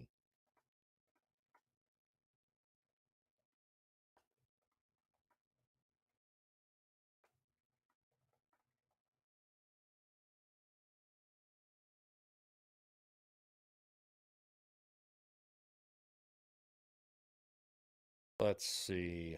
Social media is popping today. Also, guys, check out the podcast. A great conversation interview with, I feel like almost like a forgotten Gamecock. I don't mean to insult him in any way, but Brian Maddox, former Gamecocks running back. Most well remembered for being Marcus Lattimore's backup, I feel like. Okay. Jeff Gullidge, can we submit questions for Garcia? And you pick the best ones to ask him. You know, I mean, again, guys, maybe so, but I think the majority of the combo is going to be spent creating content and us talking ball. And, you know, I'm not trying to like discourage y'all from commenting. If you guys ask a good question, yeah, sure. There's a chance I might ask it to him, but this is not going to be like a Garcia Q&A thing. This is going to be, we're going to be talking ball. We're going to be shooting the shit. We're going to be creating content. It's not going to be just like an interview every time he jumps on here. So I want to make that clear. Like, and I'm not trying to be like, you know, I'm not trying to like kill the mood or kill the vibes or be a party pooper, but it's like, I mean, we could literally just spend every show just doing Q&A with Steven Garcia. So, you know, I'm going to talk football with him, talk some ball, and just like I said, shoot the shit with Garcia, and it's going to be a really, really good time. So, again, guys, we are taking your questions, comments. Hunter Herlong says, I'm saying 6-6 or 7-5, showing progress by winning in much greater fashion than last season. Yeah. Again, Hunter, a lot of it does come down to how you win. Style points matter. We've talked about that before many a time. Style points matter. It's not baseball where, you know, you win by a run. Who cares? You won the ball game. You need to beat a Vanderbilt by more than a point or a touchdown. You need to beat Georgia State by more than a touchdown. You need to beat Charlotte and SC State. And, you know, you need to impress. I mean, it's just style points matter in college football. So, I do think that you can go 7-5, which would only be a 1-win improvement in the regular season. But you can go 7-5, but it'd be a much, much better 7-5. You know what I mean? Than that 6-6 was last year. I mean, the bowl game sort of masked a lot of how fans felt after the season last year. Because after you lost to Clemson 30-0, I mean, many folks felt like it was 6-6, but it was like it was an empty feeling 6-6. I mean, you backed your way almost into a bowl game. You know what I mean? You took advantage of reeling Florida and reeling Auburn, but, you know, having to beat ECU by a last-second field goal, having to beat Vandy by 1, having to beat Troy by 9, it was not exactly a flashy 6-win season. You go 7-5, but, you know, you're beating SC State by 30, Charlotte by 28, Georgia State by 17 or more. You're beating Vandy by 21. All of a sudden, that 7-5 feels a lot different, right? So, let's see. Luke RJ, what type of offense will we see this year? Are we going to play conservative? My prediction is based off our offense being top 20 in the nation. I want to see us throw the ball over the field. Luke RJ, I mean, you would certainly think we're going to use Spencer Rattler's arm strength to throw the football around the yard, to gyrate the piglet, if you will. I'm ready. Let's go. To gyrate the old piglet, gyrate the pigskin. No, I think we will. I would like to think we're going to see this offense stretch the field. We're going to go downfield a lot more than we did last year. I think you have more weapons. I think you should be more balanced than you were a year ago. That is my hope and expectation. That is my hope and expectation. So, let's see. Just going through your questions here. Again, guys, phone lines are open. Let's jump to the phone lines. Call from Phil Harris. Phil, what's up, man? How are you? Pretty good. How you doing, my brother? I'm doing well, man. Let me start by saying congratulations to you. I know you already posted. Maybe that's one of the reasons, or maybe that is the reason you're calling. But I know you're obviously now on the board for the Carolina Rugby Foundation and for South Carolina Men's Rugby Club as the vice chair. Congratulations to you, sir. Thank you, man. I was going to bring it up, but it wasn't the whole purpose of my call. But yeah, I'm excited as heck. You know, previously I was acting secretary on the board of trustees, but now I'm the official voted in vice chair. So exciting times for Carolina rugby. I've been talking about it, for months now. Getting John Roberts through the door, a national championship coach, multinational championship coach, back at home at Carolina where he belongs is super awesome. I just wanted to let everybody know in the recruiting front, I know Shane Beamer's doing fantastic stuff, but also John Roberts is killing it on the recruiting trail. 19 commitments for this fall's class, which is completely unheard of. Back in my day for Carolina rugby, you would just send an email and say, I'm going to show up and play. Maybe I have experience, maybe I don't. And maybe you would get like a football washout or something like that, and it would complete a class of maybe 3 guys that would come in as a freshman. But all of these kids, 19 in total, have previous rugby high school experience. It's pretty incredible. They only put 15 on the field at one time, Chris. So I don't know what the hell he's going to have to do with these other kids. We're going to have an amazing B side, basically. The bench players, the guys that don't see a lot of playing time, they'll traditionally have like an A squad play against another A squad, and then they'll bring their B side and have them compete as well. So over the course of a day. So yeah, super excited for them. Also wanted to run some stuff by you. I saw Cocky Liz post that white helmet with the white face mask. And now that I've seen that, I absolutely, when I look at the regular white helmet with the black face mask, or even the white one, I'm saying, man, we really need that white face mask. It is so clean on the white helmets. I think it's fantastic.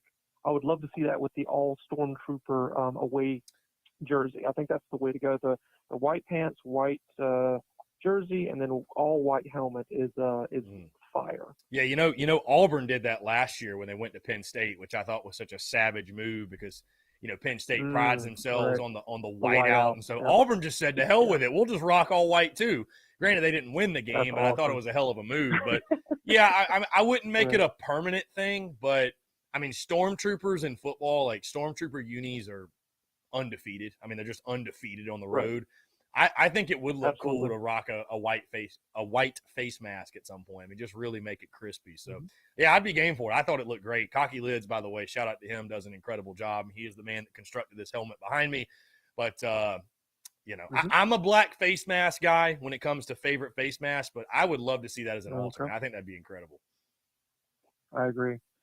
In terms of predictions, I don't have my game by game, but I'm saying, we technically could go 6-6 in the regular season and still see progress, depending on, not getting blown out against certain teams that we're traditionally where we lose those games like Texas A&M or Clemson, Georgia, even the past couple years. But I'm going to say 7-5 and hope for the best in the bowl game. That's my prediction. That is my expectation as well. Just get to a bowl game. 7 wins would be absolutely fantastic. I don't care how you have to do it. Last second field goals to win certain games. Doesn't matter to me as long as you get those wins. Big facts. 7-5. Phil is locked in. Phil, I appreciate you as always, man. Thank you so much for calling in. And again, congratulations on your new role with Carolina Rugby. And yeah, John Roberts, man, absolutely crushing it. Shane Beamer's not the only one doing work on the recruiting trail. That's right. All right, go Cox, man. Thank you. Go Cox. Appreciate you, Phil. Thanks so much, man. Always great stuff from our good friend, Phil Harris. And again, y'all be sure to support Carolina Rugby, by the way. Be sure to support Carolina Rugby.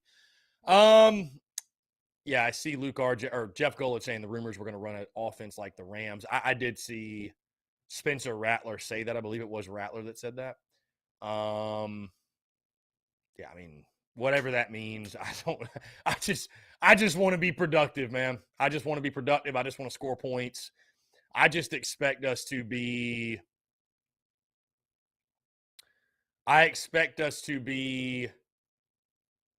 as balanced as we possibly can. I think that's what it'll come down to. So let's see.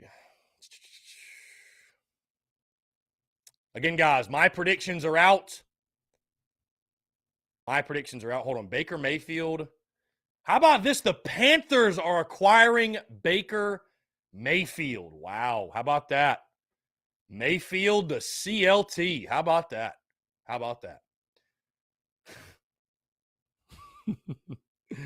AJ Bowers with the comment of the day says, you can't win games if you can't outscore the other team. Confirmed here on the Daily Crow at 1:39 p.m. here on this Wednesday, July the 6th. The team that scores more points will win the football game. A.J. Bowers, you never told a lie, my friend. You never told a lie. Again, 843-790-3377. I love you, AJ. I'm just messing with you, man. I'm just messing with you. Again, guys, I'm locked in 4-2 in my first 6. Friday's show, I will drop my game-by-game predictions for the second half of the season. And again, you will know my predictions for the 2022 football season as a whole. Again, I've got the losses to Arkansas and Georgia, which means wins over Georgia State, Charlotte, SC State, and Kentucky. I do think the Gamecocks get the job done against Kentucky. I think it's reasonable to think South kind of splits between Kentucky and Arkansas, and I do not think South Carolina. I think the game against Georgia week 3, I think that's the toughest game on the schedule. I don't think South Carolina is on Georgia's level yet. I know the Dogs lose a lot defensively.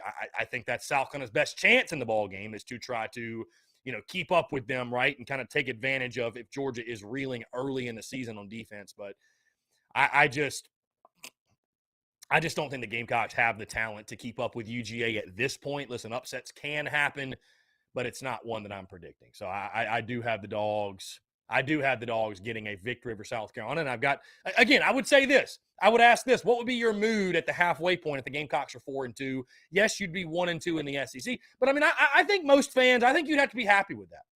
I think fans would have to be happy with a 4-2 start. I know I would. And I think it's imperative you start 4-2. I mentioned this a couple of days ago. I don't think you get to 7 wins or more if you don't split Kentucky and Arkansas. I just don't think so. You get to 3-3 at the halfway point because after Kentucky, you got to bye, right? But you get to the halfway point 3-3, 0-3 in the SEC. Where's your football team mentally? Where's this fan base mentally, right? Then you got A&M coming to town. You're not beating them. A 3-4 start and 0-4 in conference play. It's going to be some dude, even if you beat Kentucky, you lose to A&M, it's going to be some very interesting times in Gamecock Nation. Because, of course, there's going to be people that are losing their minds, right? They're going to be losing their minds. Thankfully, you'll have Mizzou, Vandy back-to-back to follow up, and then Florida as well. You'll have a chance to go on a run late in the season.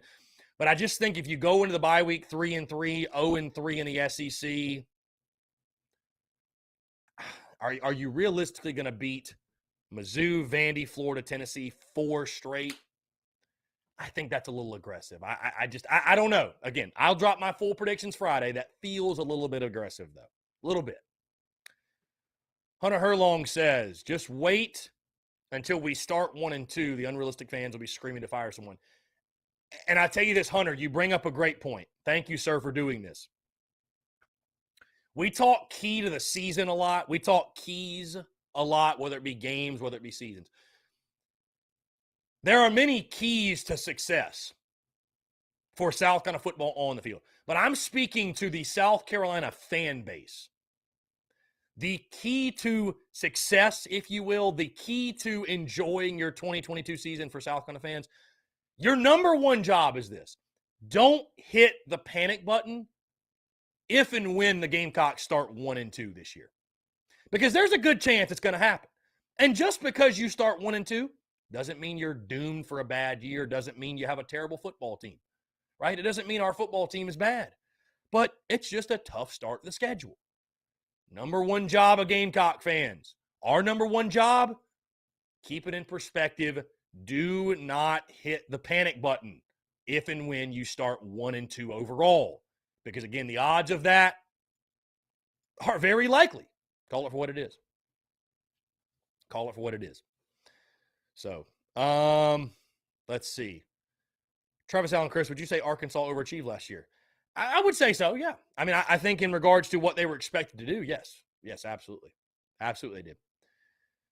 Guys, we're going to jump into one final break, but I want to continue to hear from you. More of your questions, your comments, your calls, and more on the other side. You're tuned in to the Daily Crow.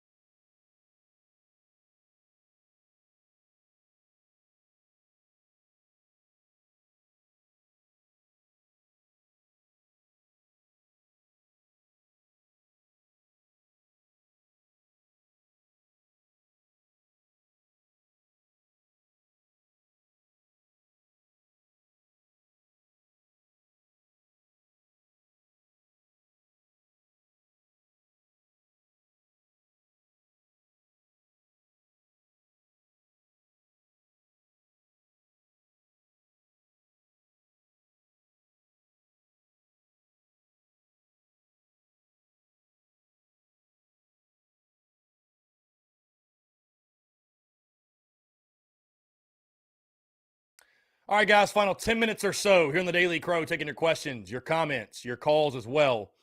843-790-3377. That's 843-790-3377. Guys, again, Baker Mayfield of the Panthers for a 5th round pick. They basically just gave him away. All the folks in Charlotte rejoice. Again, guys, check out the podcast that dropped this morning. Also, hey, we are at Tin Roof tonight. It's going to be a great night at Tin Roof because we got a ton to discuss, a ton to get into. I want to hear from you all. $3 drafts, $3 Rumple, $3 Fireball as well. Great food, great people, great time. Come on out to Tin Roof in the Vista. Come out to Tin Roof in the Vista. We always have a good time out there. And again, appreciate the fine folks at Tin Roof for having us out, man. I'm looking forward to it. Again, a lot to discuss. It is prediction season. I've got 4-2 in the first 6. Daniel Graham says, I'm picking 6-6 just to be conservative. I've gotten overexcited year after year, only to be let down. And Daniel, that's fair. I mean, listen, that's fair. I think in some respects, you're smart. You're a smart Gamecock fan. You've learned your lesson, right? Listen, the way that – here's the thing. The way that fans think and operate, it is not and does not have to be the same way that those within the building think and operate. Those in the building should think we're going undefeated. We're winning the SEC championship. We're going to the national title. That sense of belief should be there. But fans are innocent bystanders. We have no control over what happens. So I don't blame any fan, especially a Gamecock, that doesn't want to set themselves up for heartache. Because let me give the example, right? Daniel Graham is picking 6-6.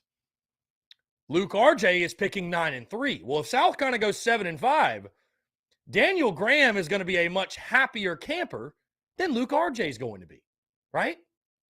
So, I mean, and I'm not saying don't have high expectations, like, don't live life with low expectations just so you don't get disappointed. But I'm just saying, like, as a fan of a team, that's not an unreasonable school of thought to have. It's just not an unreasonable school of thought to have. So I understand it and I respect it. I really do. I understand it and respect it. So let's see.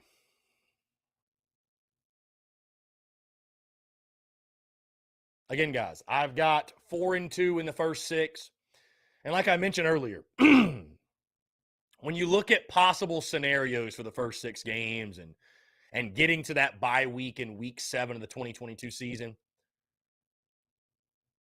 this team needs to find a way to be 4-2. I think most accept Georgia's a loss, right? So that leaves Kentucky and Arkansas as the biggest swing games. As I told you before, I don't like the matchup against the Hogs. I think Arkansas is too physical for you at that point in the season. I've got that as an L. Close game, but an L. That game at Kentucky, if Spencer Rattler is the dude, you're beating Kentucky. He's out dueling Will Levis. But realistically, to get to 7 or more wins, I think you have to start 4-2. Is South Carolina going to be in a position to win 4 straight SEC games down the stretch? That feels a little aggressive. It's key this team gets to 4-2 in that first 6 to set themselves up for the second half of the year.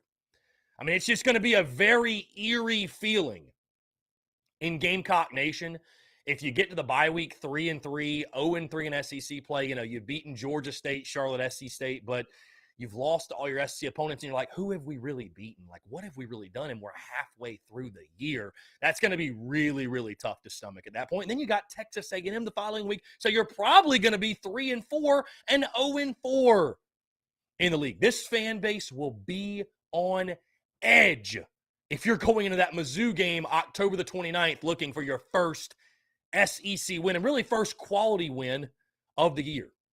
Not going to be fun times. AJ Bauer says, expect disappointment and you will never be disappointed. I mean, and listen, AJ, I'm not like saying to live that way, right? But when it comes to sports and it comes to Gamecocks football, yeah, I think it's healthy to set healthy expectations. I do. I'm not saying 9-3 is crazy unrealistic, but I guess as long as you understand what's possible, like South Carolina could go 6-6. That's not out of the realm of possibility. A lot of folks outside of Columbia think it's going to happen. Brian Dean said, I had USC 5-1 in the first 6. Here's my second half of the season. Oh, my goodness. You got the Gamecocks beating A&M, beating Tennessee, beating Mizzou, and beating Florida. Hold on. So, okay. So, hold on. What about Vandy, Brian? What about Vandy? Let's jump to the phone lines. Call from Chase Floyd. Chase, what's up, man? How are you? Here working. How are you, Chris? I'm doing well, man. Appreciate you asking. What's up? Hey, I just got a question for you. Throwing it back at, everybody. I'm like you. I see a 7-5, 8-4 record. But all these swing games, if you had to pick a game that you think, like, I don't know how to word it correctly, but I guess, like we've said, if there was one team that you think, it seems like every year that we'd always feel like there's a team that we shouldn't lose to. And then like last year we beat Auburn in Florida when we really didn't think that was going to happen either, a lot of us, so to get to our 6th win. So if there was a team you think that could sneak up on us, who would that be? And if there was a team that we would upset or wouldn't really think would be likely to win, who would that be? Right. I'll just try to flip it back on you a little Yeah. bit. So you're asking biggest opportunity for a letdown game and greatest opportunity for a big upset. Thank Yes. you. That's why you do a podcast, because you can word it better than me. You're good. You're good. I think. I mean, listen. When I look at the swing games, right? Because what is a letdown game? It's a game you feel like you should win and you lose, and it's just a massive disappointment. I don't think you're going to lose to Vandy. I'm not going to say Vandy. You're not losing to State, Charlotte, or SC State. You're not losing to Georgia State, SC State, or Charlotte. I think you got to say Mizzou because you lost to them last year, and that's a game everybody's expecting to win. I didn't put it in the win bucket, but everybody's expecting Carolina to beat Missouri. They are. Nobody is going to pick their season and pick Carolina to lose to Missouri. Nobody. But with that being said, I guess if you don't want to say Mizzou, maybe at Florida, I wouldn't call it a letdown, though, if you went to Gainesville and lost. I mean, I think that is a toss-up game. I think Florida could be better than people are giving credit for. Tennessee's a toss-up, but they'll be favored, right? At least right now, they'll be favored. So I'd probably say Mizzou. And then, man, the greatest opportunity for a big upset, listen, I talked about this on the podcast. I think it's at Clemson. I really do. I think that Georgia, I think, is miles better than you. A&M, that is the game I go into this season with the least amount of hope, just because A&M, I think, is really good. They just added the number 1 class in the country. They're really, really good. I mean, they're loaded. I think at Clemson, I really do. I cannot get off the fact that for the first time since 2013, you're gonna have the better quarterback. You are, and that at least gives you a chance in that game. That at least gives you a chance. Right. Early spread was Clemson favored by 16. I'll take the Gamecocks right now. At some point, South Carolina's got to play Clemson close. At some point, it has to happen. Clemson's not just going to win every game by 28 for the rest of eternity. At some point, Carolina's going to make that a close game. I think it's this year. I think Rattler, he is the difference. I think by that point, obviously, it's the last game of the year. You're rolling offensively. That was the difference in the game last year, not defense. Clemson's got issues under center. They've got issues on the offensive side.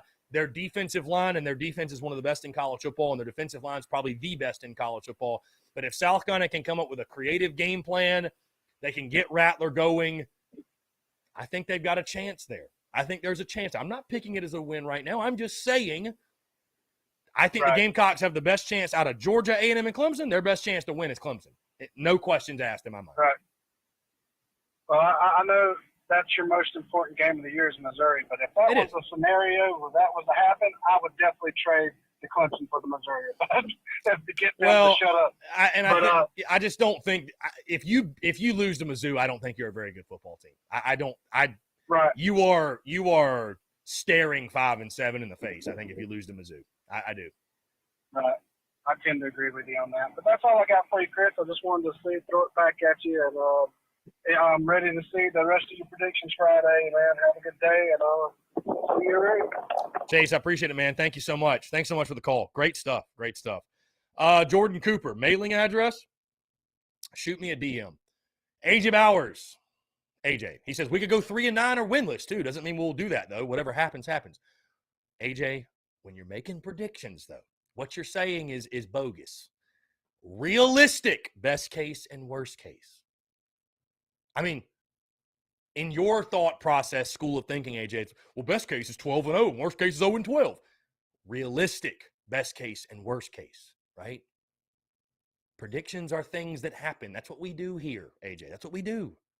That's what we do. I'm just saying, to understand what type of team do we have. Let your expectations and predictions run wild, AJ. But don't come crying to me when Carolina goes 7-5 and you're upset because you set 9-win expectations that weren't realistic to begin with. That's all I'm trying to do. There's nothing wrong with setting reasonable expectations. Nothing wrong with that. Nothing wrong. Last thing, and then we'll get out of here. Luke RJ says, I've been watching 2020 Oklahoma football games on YouTube, scouting Rattler. He looks like a really good quarterback, Chris. I haven't seen every throw, but he's very accurate. Yeah, listen, I'm excited for Rattler. I'm very pumped for Rattler. I think he's going to have a good year. Cody, fire off your question quick, my guy. I think Rattler, though, is going to have a good year. I'm not saying he's going to, be first team all SEC or win the Heisman or anything crazy. But with all that being said, he's the best quarterback we've had since Dylan Thompson was on campus. By far. It's not even close. It's not even close. He's the highest rated quarterback we've ever had. One of the most talented ever. One of the most talented ever. Right? Cody, I'm giving you like 10 seconds. Okay, Cody says, where do you get the Gamecock tickets on the website? SeatGeek, my guy. Go to SeatGeek, sign up with SeatGeek, use the promo code SPURSUP. You'll get $20 off your first purchase of any purchase of $50 or more. Cody, that's the place to go. SeatGeek. Definitely SeatGeek. Definitely SeatGeek. Guys, with that being said, that's going to do it. Appreciate you all tuning in. Check out the podcast, man. Great podcast. Prediction for the first 6 games. I talk most important game, key 3-game stretch, best case, worst case, and categorize the schedule as well. Also, great interview with Brian Maddox, former Gamecocks running back. Awesome stuff, guys. Again, appreciate you all tuning in. Content bleeding out the eyeballs. Come check us out tonight at Tin Roof, and we'll talk to you from there. You guys have a great rest of your Wednesday.